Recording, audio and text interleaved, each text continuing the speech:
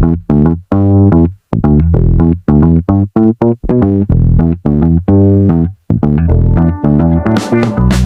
what's up mga ka-bracket? Magandang hapon. So, ito, yung motor na ginawa natin ng crash guard, itong bagong-bago na Adventure 390R. Kung makikita nyo, nakakabit dito yung ating Jaycom crash guard. So, color orange siya. So, yun yung itsura niya nung nakabit na natin. Meron akong papakita sa inyo na pangalawang color ng ating crash guard, which is yung black powder coated natin. So, same design lang mga ka-bracket, pero color black lang siya.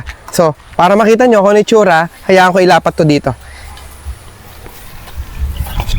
So, ayan. So, para at least na figure out nyo or na-imagine nyo na sa mga sarili ninyo kung ano bang color ang babagay sa inyong Adventure R.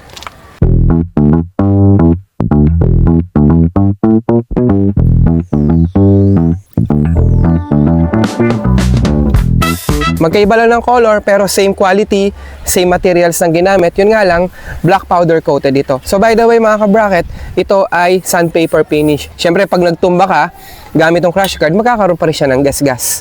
Okay, so yun lang, pinakita ko lang sa inyo, yung nauna nating color is color orange.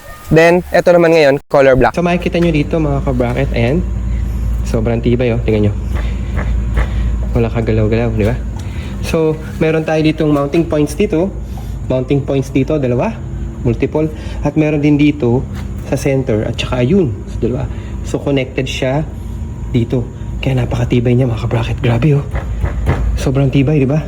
Talagang pag bumagsak ka nito, sasaluhin ka niya. At syempre, tinuan din natin siya ng skid plate mga ka-bracket. Ayan, kita nyo?